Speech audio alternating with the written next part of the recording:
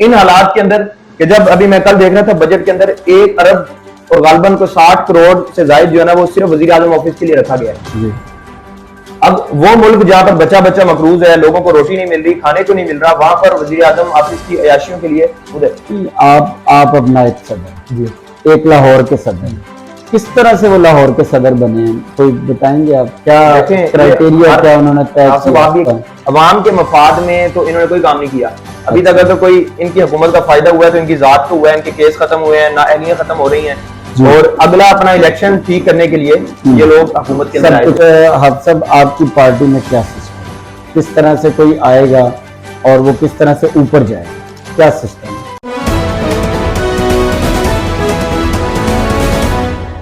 अस्सलाम वालेकुम, मैं हाफिज शहबाज, चैनल दी पॉइंट से। आज हमारे मेहमान हैं नौजवान सियासतदान, पाकिस्तान नजरियाती पार्टी पंजाब के नायब सदर जनाब हाफिज अब्दुल रहमान साहब। जी हाफिज साहब, क्या हाल है आपका? जी अल्लाह का शुक्र। पहले एक प्रोग्राम तो आपके साथ हो चुका है, प्रोफेसर वहीद अजीज साहब का, आपका तारुफ तफसीली हो गया, तो आपके आ जाने का शुक्रिया। आज आपसे मजीद इंशाल्लाह बातचीत होगी सियासत पर और पाकिस्तान की सियासत पर, मुल्की मईशत पर, और इसके अलावा मुख्तलिफ सवालात होंगे, तो उम्मीद है इंशाल्लाह आवाम को पसंद आएगा ये इंटरव्यू। जी, आपने सियासत में कब कदम रखा? बिस्मिल्लाहिर्रहमानिर्रहीम। सबसे पहले तो आप सब आपका शुक्रिया और द पॉइंट चैनल, आपकी सारी टीम का शुक्रिया कि आपने मुझे मौका दिया ताकि मैं अपना मौक़िफ़ अपने इलाके की तरफ और जो आप लोगों के जो लोग देखते हैं आपका चैनल उन तक पहुंचा सकूं। मैं थोड़ा सा अपना पहले तारफ़ करवा देता हूं जी। मेरा नाम हाफिज अब्दुल रहमान है और मैं एक मजहबी घराने से तल्लुक़ रखता हूं। मैंने अल्हम्दुलिल्लाह छोटी उम्र में अल्लाह ने मुझे तौफीक दी, हिफ्ज़ कुरान पाक की हिफ्ज़ किया, उसके बाद मैंने दीनी तालीम भी हासिल की, साथ मैंने पंजाब यूनिवर्सिटी से मास्टर्स की डिग्री हासिल की। अभी आगे जो है मेरा एमफिल का और पीएचडी का जो है ना इरादा है। तालीम का भी साथ साथ ये कर रहा हूँ मैं, उसके अलावा एक छोटा सा बिजनेस है अपना, वो कर रहा हूँ। साथ सियासत जो मैंने शुरू की, मैं छोटे होते से घर में जब हमारी अखबार लगी हुई थी, तो जब अखबार आती थी तो मैं घर में शायद सबसे ज्यादा शौक से मैं पढ़ता था। तो तब से फिर मुल्क के हालात और हुकूमतें किस तरह चलती हैं, क्या मामला चल रहे हैं, तो तब से एक उस सियासत का एक शौक भी मुझे लगा हुआ था। लेकिन जो प्रैक्टिकल मैं पॉलिटिक्स में आया हूँ वो आज से तकरीबन कोई 2 से 2.5 साल पहले आया हूँ। पहले हमने सबसे पहले अपना एक आज़ाद पैनल था हमारा अवामी इत्तेहाद के नाम से, वो इलाकाई सतह पे अपने MNA के हल्के की जो सतह पर हमने उसको रन किया, उसमें लोगों से मुलाकातें जारी रखी। तो फिर कुछ अरसे के बाद कुछ 6 महीने हमने उसको चलाया। उसके बाद हमारा इरादा बना कि हम एक पॉलिटिकल पार्टी रजिस्टर करवाएं, क्योंकि जाती तौर पे मैं पाकिस्तान की किसी भी सियासी जमात में जाना नहीं चाहता था। तो वो मेरा इरादा बना, हमने बाकायदा उसके पेपर्स भी इलेक्शन कमीशन में जमा करवा दिए। लेकिन उसके बाद जो हमारी पार्टी है पाकिस्तान नजरियाती पार्टी PNP, इसके चेयरमैन है बरादर शहीर हैदर सियालवी साहब। इनका मेरा कोई पार्टी बनने से पहले का गायबाना एक दूसरे के साथ तारफ भी था और कभी कभी हाल हवाल भी हो जाता था। तो हमें जब पता चला कि वो भी पार्टी रजिस्टर करवा रहे हैं, मैं भी करवा रहा हूँ, तो फिर हमारी मीटिंग हुई, उसके बाद मुलाकात हुई, सारी चीजें, तो वो फिर हमने ये पार्टी मिलकर बनाई। उसके चेयरमैन शहीर हैदर सियालवी साहब हैं और पहले दिन से मैं उस पार्टी के साथ अटैच हूँ। तो अमली तौर पे ये पॉलिटिकल पार्टी में हमें तकरीबन अभी 1.5 साल हो चुका है। क्या मंशूर है आपकी सियासी पार्टी?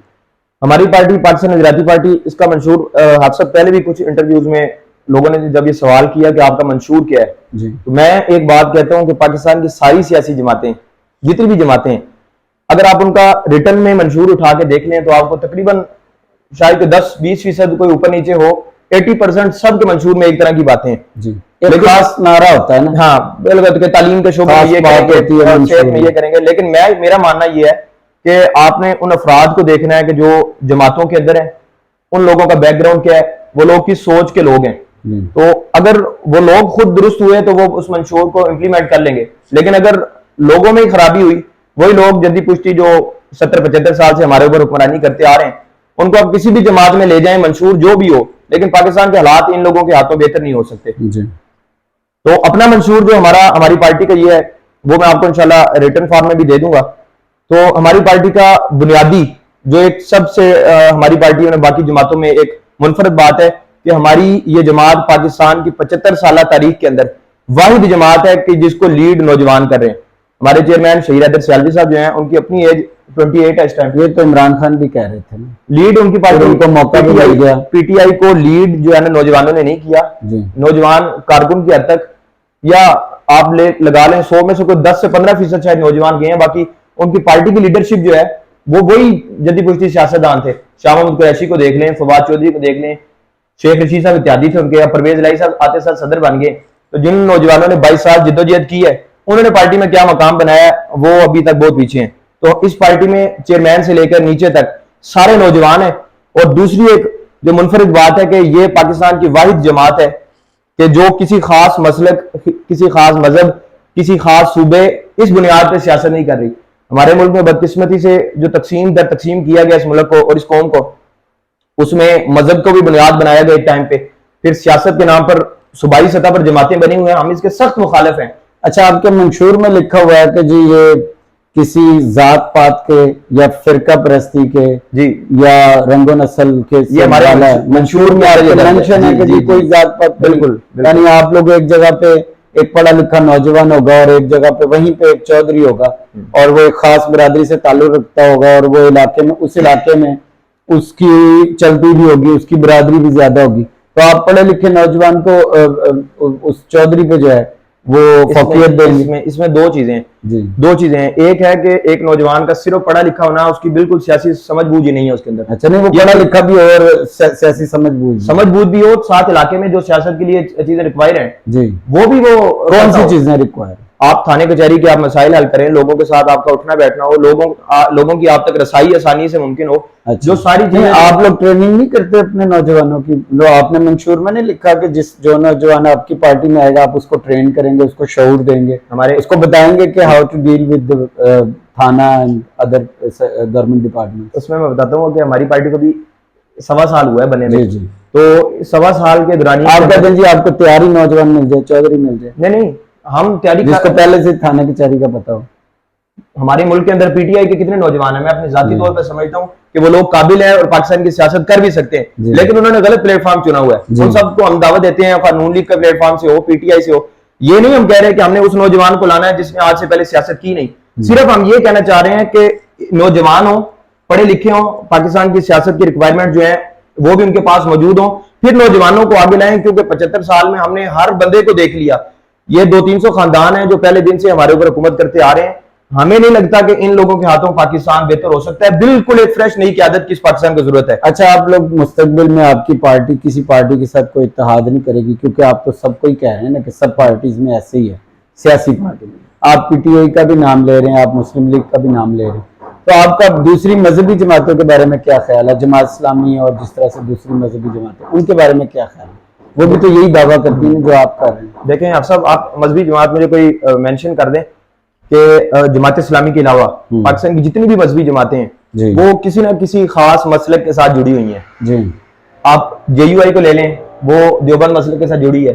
अभी आप एक नई उभरती हुई जमात आ रही है मरकजी मुस्लिम लीग, वो अहले हदीस मसलक के साथ जुड़ी हुई है। इसी तरह टीएलपी, उनका एक खास बैकग्राउंड है, वो बरेलवी मसलक के साथ जुड़ी हुई है। तो ये हमारी बुनियादी मंशूर में और इन जमातों में ये फर्क है कि हम कहते हैं कि सियासत जो है ना अवामी खिदमत का नाम है, उसके अंदर मसलक किसी का क्या है या मजहब किसी का क्या है वो उसका जाती फेल है जी। उसका सियासत में, इस अमल में उसका अमल दखल नहीं होना चाहिए। अच्छा, आप जो पाकिस्तानी अवाम की बात करेंगे और इंसानियत की बात, जी बिल्कुल, आप जब भी सियासत करेंगे तो नारा आपका होगा कि जी हम इंसानियत की खिदमत के लिए हैं, पाकिस्तानी अवाम की खिदमत। जी ठीक हो गया।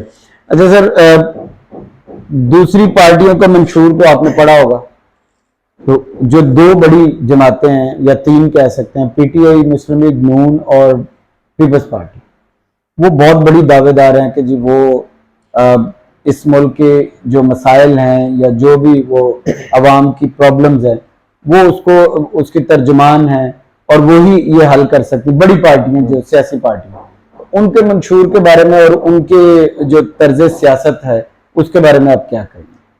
इन सारी जमातों का आप सब, मैं एक बात कहना चाहता हूँ कि कोई डिबेट रख लें तो पीटीआई का तर्ज सियासत या नून लीग और पीपल्स पार्टी के तर्ज सियासत में कोई फर्क है?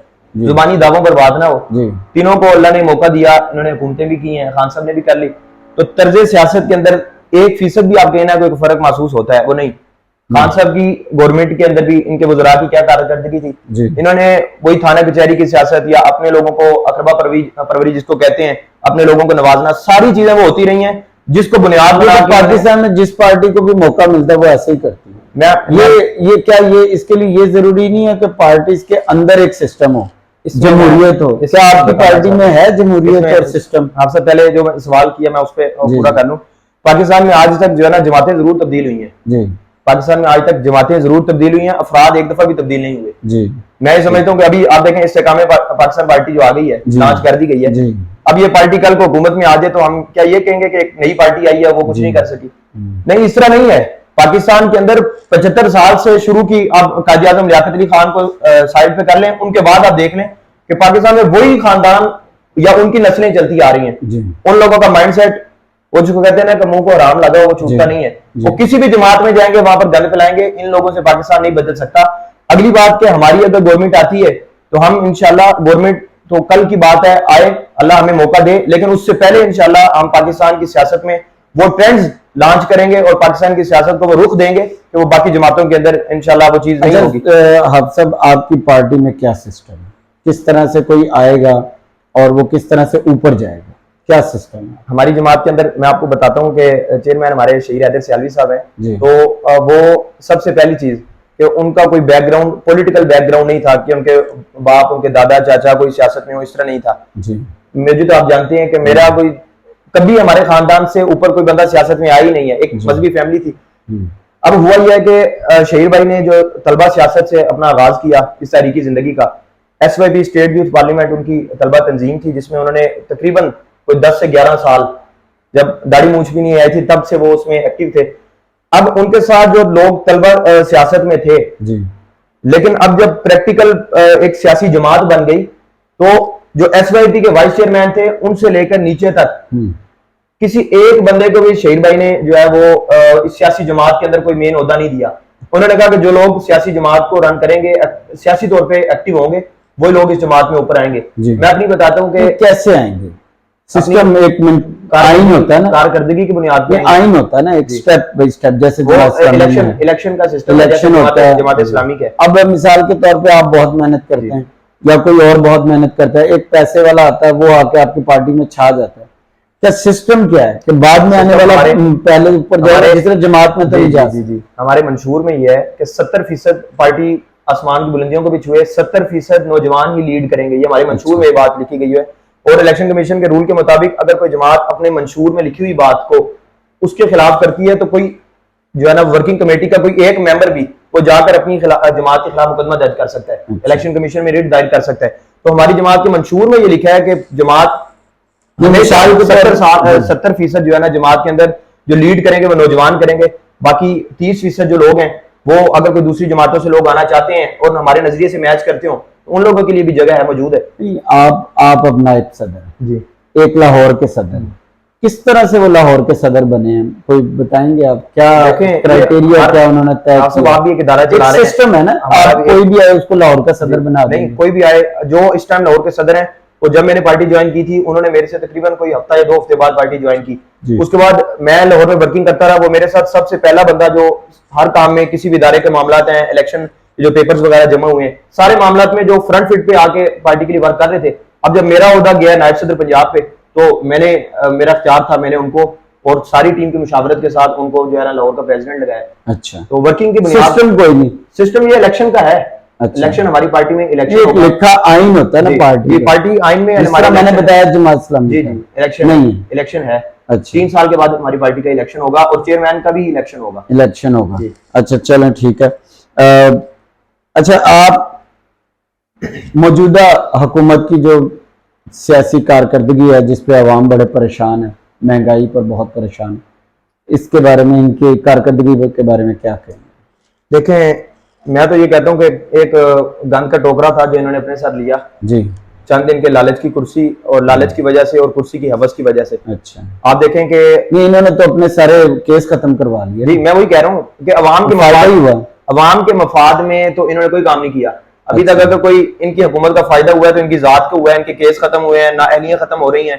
और अगला अपना इलेक्शन ठीक करने के लिए ये लोग हुकूमत के अंदर सब आए कुछ थे कर रहे हैं। अपने। और अगर आप देखें कि मैशत हमारी किधर गई है, तो एक साल के अंदर जो है ना इन्होंने 44,000 अरब जो है ना 44 अरब डॉलर थे खान साहब ने जब छोड़ा, तो अच्छा। 54,000 पे पहुंच गए हैं इस हुकूमत की एक साल के अंदर। अच्छा। इन्होंने 10,000 जो है ना डॉलर जो है 54 से 64 पे पहुंचे, 44 से 54 पे पहुंच गए। 54 थे, पिछले 64 इमरान खान के दौर में जब 54 हुकूमत छोड़ी है, हाँ। 44 से अब 54,000 अरब हो गए। अच्छा, 64 तो पे चले गए। 54,000 अरब चलो हो गए इसको और चेक कर लेंगे। जी कल अभी कर लें।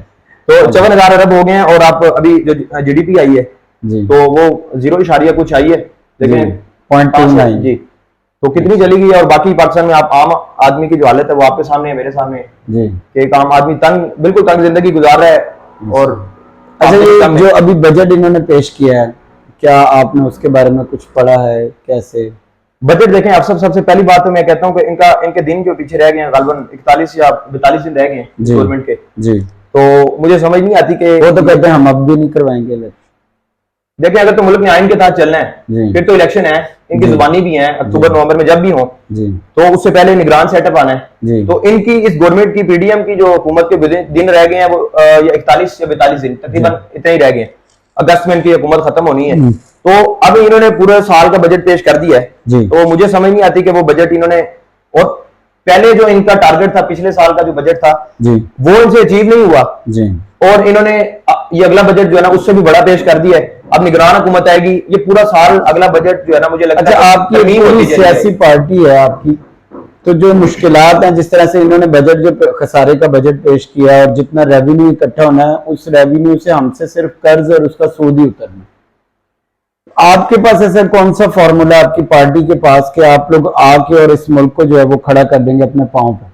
होता है ना, कौमी पार्टी आपने बनाई है, उसमें कुछ होते हैं माहिर मईशत दान जो है वो बताते सबसे हैं। पहले तो हाँ सब मैं इस पे मैंने आपसे शायद पहले भी एक दफा बात की कि हम जिस तरह इन जमातों ने 75 साल सियासत की है ना पाकिस्तान जी। में, हम इंशाल्लाह अल्लाह ने हमें मौका दिया तो हम एक नई सियासत को मुतारफ कराएंगे। जी। अगर अल्लाह ने हमें मौका दिया तो सबसे पहला काम है, अगर हमारे लिए ये बात शर्म का मुकाम नहीं है ना कि हम जाकर चाइना से भीख मांगते हैं, IMF के पास जाते हैं, अपने दोस्त ममालिक के पास जाते हैं, दुश्मन मुल्कों के पास जाते हैं, जाकर उनसे भीख मांगते हैं। तो मैं समझता हूं कि अगर अल्लाह ने हमें मौका दिया तो हम वो ममालिक, जैसे हमारा पड़ोसी मुल्क दोस्त मुल्क चाइना है, जी तुर्की है, जी। जिन्होंने इसी तरह के क्राइसिस से अपने अपने ममालिक को निकाला, अच्छा, तो इसमें कोई शर्म की बात नहीं है कि हम उन लोगों से जाकर बजाय भीख मांगने के उनसे दरखास्त कर दें कि आप हमें कोई माशी प्लान दे दें।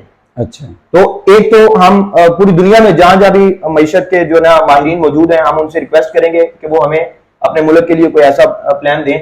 दूसरे नंबर पर मैं ये समझता हूं कि जब तक हमारा मुल्क IMF की जकड़बंदी से और गैर मुल्की कर्जों से आजाद नहीं होता, तब तक कोई भी जमात आ जाए, हाँ हम आ जाए, तब तक हमारा मुल्क क्राइसिस से निकल नहीं सकेगा। जी। अब उन कर्जों को हम कैसे जो है खत्म कर सकते हैं? जी आपको याद होगा कि नवाज शरीफ साहब ने एक दफा कर्ज मुकाओ मुहिम शुरू की थी, जी और पाकिस्तानी अवाम ने, मैं कहता हूं पाकिस्तान को अवाम के अंदर अल्लाह ने गैरत भी दी है, और ये लोग मुल्की खुद मुख्तारी पर कंप्रोमाइज नहीं करते। बदकिस्मती ये है कि हमें हुक्मरान अच्छे नहीं मिले, तो हमारी माओ बहनों खवातीन ने जो है अपने जेवरात तक दे दिए, लोगों ने अपनी माना आमदनियों से काट कर अपने पैसे दिए कि हमारा मुल्क जो है गैर मुल्की कर्जों से जो है ना वो आजाद हो जाए, लेकिन वो कर्जे नहीं अदा हुए। जी वहां पर फिर वही बात आ जाती है कि बदनवानी और अपनी आप को संवारना, अपनी नस्लों के अकाउंट भरना। तो हम ये समझते हैं कि सबसे पहला काम अगर हम करेंगे तो वो बैरूनी कर्जों से छुड़वाएंगे, खास से हमें मुल्की सतह पर चंदा मुहिम शुरू करनी पड़े, हमें अपने दोस्त ममालिक से, सऊदीया आपका दोस्त मुल्क है, तुर्की है, आप टैक्स रेवेन्यू बढ़ाएंगे बिल्कुल, लेकिन टैक्स से भी वो मैं आगे बात करता हूं। पहले नंबर पे मैंने ये बात की कि हम अपने दोस्त ममालिक से या अपने मुल्क के अंदर से इतना कुछ इकट्ठा कर लें कि कम से कम IMF की जगह देखिए दोस्त ममालिक जो है वो तो सऊदीया ने तो अब इनकार कर दिया, उसने कहा मैंने 13 दफा आपकी मदद की है, अब मैं नहीं कर सकता। वो दोस्त ममालिक से क्या मतलब, वो आनी वाली पॉलिसी हुई इमरान खान वाली, हुक्मरानों की पॉलिसी हम की वजह दूसरों से की नाराज तरफ हैं। क्यों देखेंगे? सर जी देखें, पहला तो टारगेट हमारा यही है कि हम अपने मुल्क से कितना इजी है ना कि हम लोग टैक्स रेवेन्यू जो इकट्ठा करते हैं, अब हम पाकिस्तान में जो टैक्स नेट है वो 1% है, इसको 2% भी कर लें तो आपके सारे खर्चे पूरे होते हैं। चले आप इस तरफ बात दें, आप क्यों किसी और से मांगेंगे? एक मिनट, मैं ये बात करना चाह रहा हूँ कि हमारे मंशूर में लिखा है कि अगर अल्लाह ने हमें मौका दिया जी तो वो लोग जिनकी आमदनी या जिनके असासा जो है वो 10 करोड़ से ज्यादा है, जी मुल्क के वो लोग जिनके असासाजात 10 करोड़ से जायद हैं, वो एक दफा अपनी कुल आमदनी में अपने असासों में से 10% रियासत को देंगे जी। और जिनके 5 करोड़ से जायद असासे हैं वो अपनी कुल आमदनी का 5% देंगे। वो क्यों देंगे? ये मैं बात आप ना कहते, मैंने कहने था कि रियासत पर एतमाद करते हुए क्यों देंगे। उससे पहले जरूरी है कि हमारी मुल्क की जो अवाम है उनको अपनी हुकूमत के ऊपर एतमाद हो, लेकिन उनको एतमाद कब होगा? अब इन हालात के अंदर कि जब अभी मैं कल देख रहा था बजट के अंदर 1 अरब और गालबन को 60 करोड़ से जायद जो है ना वो सिर्फ वजीर आजम ऑफिस के लिए रखा गया है जी। अब वो मुल्क जहां पर बच्चा बच्चा मकरूज है, लोगों को रोटी नहीं मिल रही, खाने को नहीं मिल रहा, वहां पर वजीर आजम ऑफिस की अयाशियों के लिए, और एक एक जो है ना आपने 85 से जायद वजीर हैं इस गवर्नमेंट के अंदर, 85 से जायद वजीर हैं, और कई वजीर ऐसे हैं उनका काम ही कोई नहीं है, उनको खुद नहीं पता कि हमारा काम ये क्या है, कि हमने काम क्या करना क्या है। वो सुबह इस्लामाबाद होते हैं और शाम को, अभी मैं नाम नहीं लेता किसी से क्योंकि हमारे अपने इस इलाके के जो एमपी और एमएनए हजरात हैं उनका कोई काम और नहीं है सिवाय किस बात के कि वो इस्लामाबाद से उठें और 8-10 गाड़ियों के साथ लाहौर आए और अपने इलाके में एक फातिहा खानी करके चले जाएं। अच्छा, ये थोड़ी बात पूरी करने दें। एक एमएनए और एमपीए का काम ये नहीं होता, वो अपने साथी रखे, वो इलाके में फातिहा पे गमी खुशी पे जाएं। ये पाकिस्तान की सियासत में एक ट्रेंड बना है कि भाई आपने लोगों की गमी खुशी पे जाना है, तभी सियासत है। हालांकि आपने इलाके की आवाम के मसाइल को हल करना है। अगर आप इस्लामाबाद में बैठ के कर सकते हैं, आपकी फर्स्ट प्रायोरिटी वो होनी चाहिए। लेकिन यह है कि अब एक बोझ है, आप इस्लामाबाद से आप सब हम इजलास में जाते हैं, हमें पता है कि गाड़ी का खर्चा किस तरह भरा जाता है, 18 से 20 हजार रुपया आपका सिर्फ फ्यूल का लग जाता है।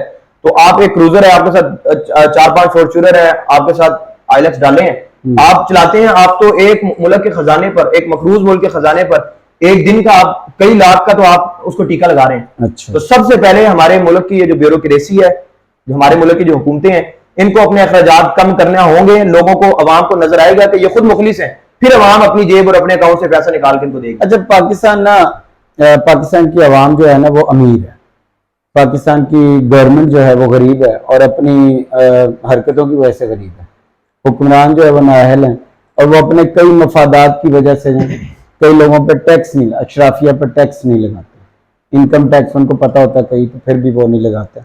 तो ये जो आप कह रहे हैं कि जी वजीर आजम हाउस का 1 अरब का, वहां पे जारी बात मेहमान भी आते हैं, दूसरे ममालिक के भी आते हैं, तो नो डाउट कि एक सिंबल होता है, एक अलामत होती है आपका हुक्मरान। अगर हुक्मरान जो है वो सादगी अपना रहा है तो अवाम भी अपनाएगी। तो यहाँ पे चूंकि ट्रेंड नहीं है तो उसकी वजह से, तो हमारे जो साबका वजीर आजम इमरान खान साहब, उन्होंने सादगी का ऐलान भी किया और उन्होंने कोशिश भी की, कोशिश नजर भी आई, उन्होंने टैक्स नेट भी बढ़ाया, लेकिन एट द एंड जो है वो कुछ उनकी ही गलतियों की वजह से उनकी हुकूमत चली गई। ये आप क्या समझते हैं कि हमारे मुल्क में इस तरह से करने से, आप कह रहे हैं कि जी एक तो हम हुक्मरान सादगी अपनाएं और दूसरे नंबर पे आप टैक्स नेट बढ़ाने की बात कर रहे हैं, तो कोई मुआशी प्लान आप लोगों ने तैयार किया है कि ये बजट के बाद आपकी पार्टी की कोई प्रेस कॉन्फ्रेंस हो जाए और वो बताए कि जी यहाँ यहाँ यहाँ यहाँ आप लोगों ने ये चीजें जो है वो गलत पेश की हैं? तो क्या ऐसा आप कोई देंगे फॉर्मूला इस हुकूमत को भी? मैंने आपसे पहले अर्ज किया कि वो हुकूमत जो खुद मुल्क के साथ मुखलिस हो, जी, हमें पता हो कि ये खुद कुछ करना चाहते हैं जी, उनको इंसान ये मेहनत कोशिश करके उनको कोई कॉपी भेजता है, कोई उनके लिए कोई काम करता है, हाँ, हमें खुद ही महसूस हो रहा है बिल्कुल इनकी पिछली 1 साल की कारकर्दगी से कि ये लोग खुद मुल्क के साथ ही मुखलिस नहीं है। अच्छा। इन्होंने एक अवामी प्रोजेक्ट बताए, इन्होंने केस खत्म कर रहे हैं, हर काम जो इनके मफाद में है, जाती मफाद में 13 जमातें हैं, और वो बात फिर वहीं पे आ जाती है। मुझे समझ नहीं आ रही, माजरत के साथ एक बात करना चाहता हूँ कि एस्टेब्लिशमेंट की हमें समझ नहीं आती कि पहले एक सियासी लाश इनके कंधे पे थी, इन्होंने उठाकर पहले 13 सियासी लाशें अपने कंधे पे रखी हैं और अब 14वीं लाश भी इस तकाम पे एस्टेब्लिशमेंट ने रखी ये। जी बिल्कुल। अच्छा, अपनी गलतियां भी हैं लेकिन एस्टेब्लिशमेंट का किरदार है। तो मैं ये कहना चाह रहा हूँ कि सारे वो अपने केसेस खत्म कर रहे हैं, मुल्क की आवाम का कोई सोच ही नहीं रहा। अच्छा, आपकी जमात जो है उसको हम क्या कहें? वो एक मजहबी जमात है, सेकुलर है, क्या है?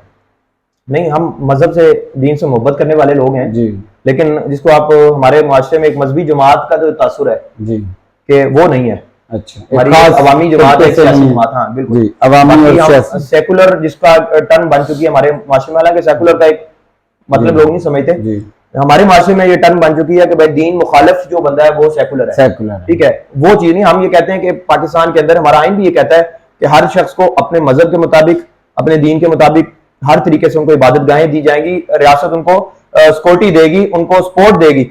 हर बंदा आजादान हैसियत से अपने मजहब के मुताबिक, मसले के मुताबिक जो है ना वो जिंदगी गुजार सकता है। बाकी जमात के अंदर किसी मसलक का और मजहब आप अवाम, आप लोग कह रहे हैं कि जो आइन में लिखा है, बिल्कुल बिल्कुल जिस तरह का आइन की डिमांड है कौमी जमात की, आपकी वो बिल्कुल बिल्कुल सही, ठीक हो गया जी। आप साहब, अगर आपके पास कोई सवाल आता है, कोई सरकारी इदारे से मुतालिक कोई प्रॉब्लम लेके आता है आपके पास, तो उस सरकारी इदारे के मुतालिक आप उसके प्रॉब्लम को कैसे लेके चलेंगे?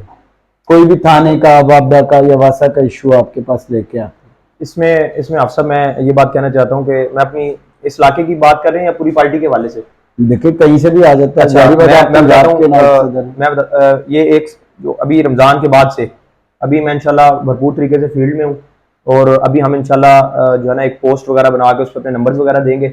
हम इस तरह का एक प्लान कर रहे हैं कि कम अज कम इस इलाकाई सतह पर जितने भी लोगों के मामलात हैं, किसी भी महकमे से हों, उसके लिए हम हाजिर भी हैं और उनके साथ जाकर महकमे के अंदर वो मसाइल को हल करने की जहां तक हमारे इख्तियार में हुआ उसकी कोशिश भी करेंगे। बाकी ये है कि अगर आपने बात की कि लोगों के मसाइल, हालांकि रियासत में ये सारे काम होते हुकूमत के हैं कि वो इस तरह की इस्तिलाहात करे, इस तरह की पॉलिसी लाए कि लोगों को कम अज कम 3-4 चीजें हैं। एक, मुल्क के अंदर अमन व अमान, ये एक हर शख्स की बुनियादी जरूरत है और बुनियादी उसका हक है, किसी भी रियासत में किसी मुल्क में रह रहा है। एक, उसको अमन व अमान घर की दहलीज पे मिलता हो, उसको किसी भी हवाले से अमन व अमान के मसाइल दरपेश ना हो। दूसरे मामले पे अगर इंसाफ की जो चीज है, कोई भी रियासत इंसाफ के बगैर नहीं चलती। हमारे मुल्क में बदकिस्मती ये है कि अगर कोई शख्स तकड़ा है तो उसको इंसाफ बासानी मिल जाता है, और गरीब शख्स को, एक कमजोर शख्स को इंसाफ के लिए दर बदर धक्के खाने पड़ते हैं। अच्छा, अब सब नारे तो बड़े सारी पार्टियां मारती हैं, कुछ प्रैक्टिकली आप दिखाएं ना हमें, जैसे कराची में हाफिज नईम साहब ने किया, तो प्रैक्टिकली हमें आप नजर आए कि जी हमारे इलाके में जिस जगह पे आप रहते हैं वहां पे बहुत सारे मसाइल हैं, जिस तरह नशा बिकता है, अवाम के साथ वाबदा ज्यादती कर रहा है, या कोई प्रैक्टिकली हमें नजर आना चाहिए कि जी हाफिज अब्दुर्रहमान साहब और उनकी पार्टी में ये क्वालिटी है कि वो किसी भी साइल के साथ जाते हैं और उसका मसले को अगर हल नहीं करते तो उसको कम से कम मुतमिन कर देते हैं कि जी साथ गए। इसमें आप सब ये है कि जहां तक तो लोगों के जाती मसाइल थे जो हम खुद हल कर सकते थे, यानी इदारों से हटकर, वो हम कोशिश करते आए हैं पिछले 2 साल 2-2.5 साल में। लेकिन जो इदारों के मामलात हैं, वासा के मसाइल हैं, वापदा के हैं, तो इसमें लाजिम बात है कि आपको टाइम देना पड़ता है। ठीक है, टाइम देना पड़ता है। तो मैंने आपसे जिस तरह बताया कि अभी मेरी अपनी उम्र जो है वो 24 साल है, तो मैं पिछले साल तक तो मेरी अपनी तालीम चल रही थी। पार्टी का सेटअप तो मैं बता रहा हूँ, पिछले साल तक मेरी तालीम थी। अभी इस साल से मैं इंशाल्लाह फारिग हूँ और आपको इंशाल्लाह आइंदा चंद महीनों के अंदर एक भरपूर और तवाना आवाज इंशाल्लाह पाकिस्तान नजरियाती पार्टी की नजर आएगी, और हम लोगों के साथ जाकर और लोग हमारे काम से मुतमईन होंगे। चले, आपका टास्क भी यही है, हमारे इंटरव्यू के एंड पे टास्क देते हैं, तो टास्क आपका यही है कि अगले इंटरव्यू में आपने बताना है कि प्रॉब्लम सॉल्व हुआ या नहीं हुआ, आपने कितनी कोशिश की, कितनी आवाज उठाई, इसका आप जो एक डिटेल भी बनाइएगा जी। आप सब अब कैसे आप पूरी उम्मीद है कि पाकिस्तान का जैसा मुल्क जो कि कर्जों में डूबा हुआ है और यहाँ पे कोई सूरत नजर नहीं आ रही, लेकिन आप जैसे नौजवान कैसे पूरी उम्मीद है, आपको क्या नजर आ रहा है कि किस वजह से आगे ये मुल्क जो है अपने पांव पे खड़ा हो जाएगा? ये इस मुल्क के आगे बढ़ने में सबसे बड़ी अगर कोई रुकावट है तो वो ये हमारा बदनुमान हुक्मरान तबका है। वो किसी भी जमात को, मैंने इंटरव्यू में किसी भी एक जमात के ऊपर तनकीद नहीं की, क्योंकि मैं समझता हूँ कि ये सारे के सारे मुजरिम हैं। इसमें इमरान खान की गवर्नमेंट भी बराबर की मुजरिम है, उनकी पार्टी भी, बाकी सारी जमातें भी। मैं ये बात कहना चाह रहा हूँ कि अगर पाकिस्तान को सही माना में ईमानतदार, दयानतदार और सही लोग पाकिस्तान की हुकूमत में आए और पाकिस्तान को मुयस्सर हो, तो पाकिस्तान के अंदर अल्लाह रब्बुल इज्जत ने कोई कमी नहीं रखी। अभी मैं चंद दिन पहले देख रहा था, एक अमेरिका में एक डॉक्टर है, डॉक्टर आसिम साहब, उन्होंने एक किताब लिखी है कोल्ड वार टू गोल्ड वार। उसके अंदर उन्होंने 1000 से जायद पाकिस्तान के वो मकामात, वो चीजें लिखी हैं कि जिनसे पाकिस्तान दुनिया के दूसरे ममालिक से मुनफरिद है जी। उसमें उन्होंने बताया कि पाकिस्तान की गन्ने की पैदावार इतनी है, चने की पैदावार में दुनिया का 3रा बड़ा मुल्क है, और लाइव स्टॉक में 5वां बड़ा मुल्क, गन्ने की पैदावार में 6ठा बड़ा मुल्क, और इसी तरह गंदम में 8वां बड़ा मुल्क है पूरी दुनिया का। और आबादी में हमारा 23-24 करोड़ आबादी हमारी, गालबन मेरे ज़हन में नहीं है कि कितना बड़ा मुल्क है आबादी के हिसाब से, मेरा 4था-5वां ही है मेरा ख्याल। हाँ जी, चाइना और इंडिया की सबसे ज्यादा आबादी, और पाकिस्तान भी इस तरह 4थे-5वें नंबर पे है। लेकिन उन्होंने ये बताया था उस किताब के अंदर कि पाकिस्तान के अंदर इतनी जेर जमीन जखायर हैं, इतने जखायर हैं, कोयला मौजूद है, चांदी का। वो बता रहे थे कि जो है ना 100 एकड़ के करीब जमीन ऐसी है कि जिसके जेर जमीन जहां पर सोना मौजूद है। लेकिन पाकिस्तान के अंदर सबसे बड़ी बदकिस्मती यह है कि हमारे हर इदारे में हर जगह करप्शन का ये जो एक नासूर है वो सरायत कर चुका है हमारे माशरे के अंदर। एक क्लर्क है वो भी करप्शन कर रहा है, एक वजीर है वो भी करप्शन कर रहा है। ट्रांसपेरेंसी इंटरनेशनल के मुताबिक पाकिस्तान के अंदर एक दिन के अंदर 7 अरब से ज्यादा करप्शन होती है। अब आप रोजाना की बुनियाद पर इतनी करप्शन लगा लें तो कौन सी ऐसी हुकूमत है, कोई फरिश्ता भी आ जाए तो इन सारी चीजों के साथ मुल्क तरक्की नहीं करेगा। सबसे पहले हमने मुल्क के अंदर जो खराबियां उनकी इस्लाह करनी है। आप देखें करप्शन, हम मुल्क के अंदर कोई इस तरह की इस्तिलाहात लाएं। हमारी पार्टी के मंशूर के अंदर लिखा हुआ है कि कोई भी 17 या से अबव ग्रेड का ऑफिसर जैसे रिटायर होगा उसकी रिटायरमेंट के बाद 2 साल तक उसके मुल्क से बाहर जाने पर पाबंदी है जी। ये रियासत का कानून बना दिया जाएगा। अगर हमारा एक भी कोई एमपी एमएनए जाता है असेंबली में, पहली करारदाद ही हम ये लाएंगे कि 2 साल तक कोई भी बड़ा ऑफिसर किसी भी ब्यूरोक्रेट हो, कोई मुल्क का वजीर है, किसी भी मुल्क की सीट पर रह चुका है, 2 साल तक मुल्क के अंदर बाहर जाने पर पाबंदी है। उसके पीए, उसकी बीवी, उसके बच्चे, उसके अपने अकाउंट सारी उसकी साफ और शफाफ तहकीकात होंगे कि जब तूने इस पोस्ट को, इस जिम्मेदारी को संभाला था तब तेरे एहसासे कितने थे और इस जो है ना सीट के बाद तुम्हारे पास कितने एहसासे हैं। अच्छा, हमारे जो आप पीटीआई की आपने बात कर दी, वसीम अकरम प्लस साहब जिनके ऊपर खान साहब का बड़ा नाज था कि बड़ा सादा वजीर लगा दिया। मैंने भी 4 दिन पहले एक रिपोर्ट पढ़ी है कि 2017 के अंदर उनके जो, इन्होंने तो अपने एहसासे छुपाए भी होते हैं, उनके जो शो किए हुए थे जितने भी एहसासे उन्होंने, वो 7 लाख और गालबन 62,000 रुपया था 2017 के अंदर। और 2023 के अंदर उस्मान बुज़दार साहब के जो असासे हैं वो 2 अरब रुपए हैं जी। अब ये कौन सी सकता है उन्होंने कोई बिजनेस किया हो, शो करें आपने वाला तो ये बहुत कम है। मैं ये कहना चाह रहा हूं कि अगर हुकूमत मिलने के बाद किसी शख्स के कारोबार के अंदर भी तेजी आ गई है तो ये भी वो रियासत के साथ मुखलिस नहीं है। ये तो बड़ा आसान है कि आज मेरा कोई कारोबार है और कारोबार के बाद मैं हुकूमत में आता हूं तो मैं अपने कारोबार को, अब रियल एस्टेट का बिजनेस है, अब ब्लैक जमीन को अब वाइड करवा लें। तो अगर आपने अपनी सीट के जरिए, अब ये सीट एक अवामी जिम्मेदारी है, अगर आप इसको अपने कारोबार को बढ़ाने के लिए आप उसको इस्तेमाल कर रहे हैं तो ये भी बदउनवानी है और ये भी एक सूरत की करप्शन है। करप्शन सिर्फ ये नहीं है कि आपने किसी प्रोजेक्ट के 1 करोड़ आया, 50 लाख अपने पास रख लिया, 50 लाख लगा दिया। अच्छा, अब जब कुछ लोग आपके साथ अटैच हुए थे तो फिर आपको छोड़ गए, तो जब उनसे पूछा गया कि आपने क्यों छोड़ा तो वो कहते कि जी हाफिज साहब ये ऑल इन ऑल है, हाफिज साहब किसी को आगे ही नहीं आने देते। मेरे पास अल्हम्दुलिल्लाह आप सब अभी तक कोई भी ऐसा शख्स जो है ना, जमात बनने के बाद हमें किसी ने भी नहीं छोड़ा जी। जमात बनने के बाद किसी ने भी नहीं छोड़ा। शुरू में 2 लोग हैं, शायद उनमें से मैं किसी का नहीं बताता, नहीं नाम मैं नहीं ले रहा, कि जो हमें छोड़ कर गए हैं। तो आज भी मुझे बड़े अच्छे तरीके से मिलते हैं और मैंने पहली दफा आपसे बात सुनी है कि उन्होंने ये बात की, तो उनके और वजूहात थी। तो अगर उन वजूहात पे भी आप कहते हैं तो लाइव कैमरे पे डिबेट रख लेंगे, ऐसी कोई बात नहीं थी। अच्छा, अफसर 9 मई के वाकयात के बारे में आप क्या कहते हैं? क्या अवाम को इस तरह एहतजाज करना चाहिए? देखें, अवाम जहां तक तो बात एहतजाज की है ना, एहतजाज आप मुल्क का आईनी एक हक है, लेकिन जिस तरह के पुरतशद्दुद वाकयात शुरू हो गए थे, शोधा की तस्वीरें और अमलाक पर, मैं तो समझता हूँ कि देखें हमारे मुल्क के अंदर फौज के मामला आया तो वहां पर रैलियां भी निकली, सब कुछ हुआ। मैं ये कहता हूं कि आप एक आम आदमी की रेडी को भी नहीं जला सकते, उसको भी नहीं तोड़ सकते। एक अभी जो हमारा कोर कमांडर हाउस है या रेडियो पाकिस्तान की इमारत है, कोई भी जो जलाई गई है, इसमें बात ये नहीं है कि वो आर्मी का इस वजह से ज्यादा मुजद है, वो इस मुल्क की प्रॉपर्टी है, वो मेरे और आपके टैक्स के पैसे से बनी है, ये किसी सूरत भी ये जायज नहीं है और इसको हम दुरुस्त नहीं कह सकते। बाकी एहतजाज की बात है या अवाम के अंदर इतना गुस्सा क्यों भरा गया, उस पे एक ये मुकम्मल डिबेट है कि हमारे इदारों को भी और हमारे मुल्क के जितने भी स्टेक होल्डर हैं सबको बैठना होगा और एक दूसरे की टांगें खींचने। अच्छा, आप उन चीजों की मजम्मत करते हैं जिस तरह शोहदा के बारे में? बिल्कुल, जिस तरह शोहदा हुआ मामला की मजम्मत। ठीक है, आप सब इंशाल्लाह अगले इंटरव्यू में और बातें करेंगे। आखिर में हमारे पेज, चैनल और ग्रुप्स के बारे में जरा बताएं। फैसल टाउन के बादशाह शहरी और दी पॉइंट चैनल, और ये तो अभी इसको कुछ अर्सा हुआ, फैसल टाउन के बादशाह शहरी आप काफी अरसे से इसको रन कर रहे हैं। इसने कम से कम मैं जाती तौर पर समझता हूँ कि आपने जो अच्छे माहौल में एक डिबेट वाला जो अंदाज होता है ना, कि गालम गलोच के बगैर, नहीं तो होता क्या था कि हर सियासी जमात का कारकुन, उनकी तरबियत तो चूंकि जमातों ने की किसी की नहीं, वो अपनी पोस्ट लगा रहे हैं, नीचे मुखालिफ आके गालियां दे रहा, माँ बहन जो सबकी साझी है उन तक बातें कर रहे हैं, अपनी दोस्तियां खराब हो रही हैं। लेकिन आपने उस ग्रुप के जरिए एक ये अवाम को मैसेज दिया कि भाई डिबेट मुआशरे का जिंदा रखने के लिए एक बहुत जरूरी चीज है, होनी चाहिए, लेकिन उसका भी एक तरीकाकार है। आप दलील से बात करें और दूसरे की दलील का जवाब दें, इसके अंदर ये दी पॉइंट चैनल ने और अल-फैसल टाउन के बादशाह और शहरी जो ग्रुप है, आपने खुद बहुत बड़ा किरदार अदा किया है, जिसपे आपको खराज तहसीन पेश करते हैं। शुक्रिया, बहुत शुक्रिया। ये थे आज के हमारे मेहमान हाफिज अब्दुल रहमान साहब। इंशाल्लाह उम्मीद है कि इंटरव्यू आपको पसंद आएगा। हम अगले प्रोग्राम में फिर हाजिर होंगे एक नए मेहमान के साथ। तब तक अपना ख्याल रखिएगा। अल्लाह हाफिज।